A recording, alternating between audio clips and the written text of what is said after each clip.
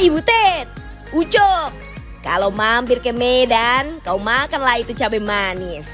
Karena tidak semua cabai di Medan itu pedas. Kalau tidak percaya, kau cobalah itu cabai manis. Nah, sudah kubilang cabai itu manis, Butet. Sekarang kau tengoklah tuh, kenapa cabai bisa manis. Jadi gini fams, buat bikin cabainya jadi manis, digunakan cabai merah yang ukurannya gede-gede. Jumlahnya banyak pula, karena proses bikinnya lumayan lama fams. Jadi sekalian aja bikin yang banyak. Proses pertama diapain dulu deh Bu? Oh jadi biji cabainya dibuang dulu ya fams. Itu syaratnya kalau mau dibikin manisan atau halua dalam bahasa setempat. Selanjutnya rendam cabai ke dalam air garam. Habis itu buang airnya, terus rendam lagi cabainya. Tapi kali ini dengan air panas yang mendidih. Sambil nunggu air rendamannya adem, sekalian aja kita siapin air gulanya dengan campuran air yang mendidih. Setelah itu baru deh campurkan air gula tadi ke dalam rendaman cabai.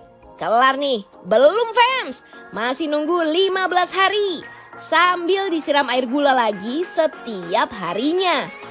Tapi hasilnya dong bisa tahan sampai bertahun-tahun karena gula dan garam adalah bahan pengawet alami yang paling the best.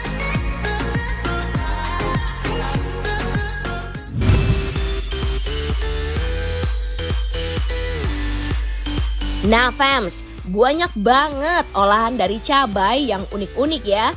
Yang satu ini juga gak kalah unik loh. Cabai tapi manis fams. Iya manis. Kalau biasanya sirup dibuat dari buah, kali ini ada sirup yang bahan utamanya cabai merah. Kita rebus dulu cabainya ya.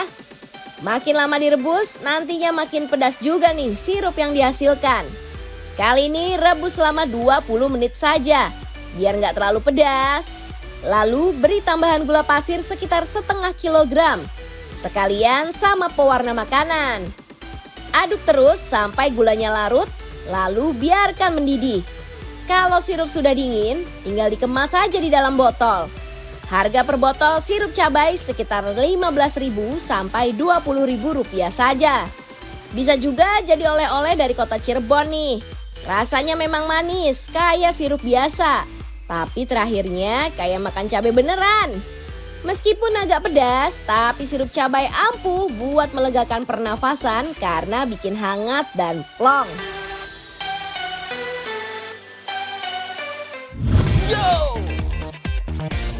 Walau tanaman cabai yang kita kenal sekarang asalnya bukan asli dari Nusantara, tapi ternyata Indonesia diberkahi dengan berbagai jenis cabai yang berlimpah. Bahkan nih, beberapa jenis cabai terpedas di dunia ada di tanah air kita loh fams. So, biar makin banyak ilmu soal dunia percabaian, kita keliling Indonesia buat mengenal berbagai jenis cabai terpedas di Nusantara. Cus, tahu rasa! Fams, sekarang kita intipin si Gundul KW alias si Pangsit Timlo yang lagi bantu-bantu agen cabai rawit di Temanggung yuk fams. Tahu rasa? Biasanya nih fams, cabai-cabai ini dikumpulkan di agen-agen cabai yang tersebar di daerah ini. Nah, setiap agen cabai tiap harinya bisa mengelola 30 hingga 60 ton cabai untuk dikirimkan ke pasar-pasar dan pabrik-pabrik loh fams.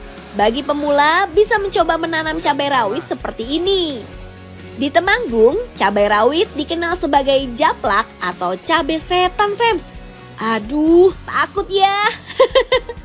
Dinamakan seperti ini karena rasa pedasnya yang mantap.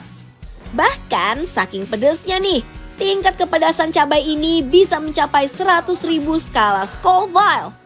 Sedangkan cabai merah keriting hanya mencapai 30.000 skala Scoville. Wih.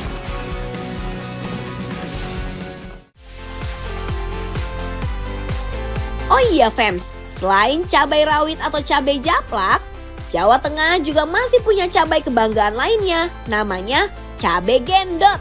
Cabai gendot juga dikenal dengan nama cabai dieng. atau di dunia dikenal sebagai habanero. Jangan tertipu dengan bentuknya yang gendut-gendut menggemaskan ya fams. Soalnya tingkat kepedasan cabai yang satu ini dapat mencapai 300.000 skala Scoville atau sama dengan memakan 10 hingga 15 butir cabai rawit biasa.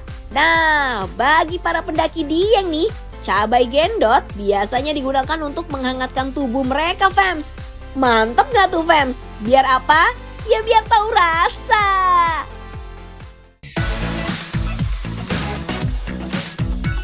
Cabai yang selanjutnya nggak kalah menggemaskannya dengan cabai gendot. Yang ini namanya cabai katokon. Yuk deh kenalan, biar makin tahu rasa. Cabai yang satu ini berasal dari Toraja. Bentuknya sekilas tampak seperti paprika ya fams. Tapi jangan sampai salah santap loh. Soalnya berbeda dengan paprika yang rasanya manis, cabai katokon rasanya pedas level dewa. Makanya nggak heran kalau cabai ini juga dikenal sebagai salah satu cabai terpedas di dunia. Dengan tingkat kepedasan hampir mendekati 700 skala Scoville. Aduh, kebayang dong pedasnya kayak apa? Yang jelas sih menggigit.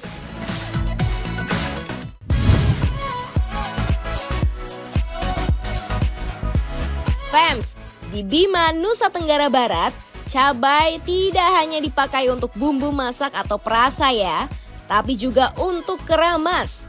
Iya, keramas untuk rambut. Eits, cabai yang dipakai pun bukan cabai sembarangan ya, tapi cabai hutan atau cabai gunung.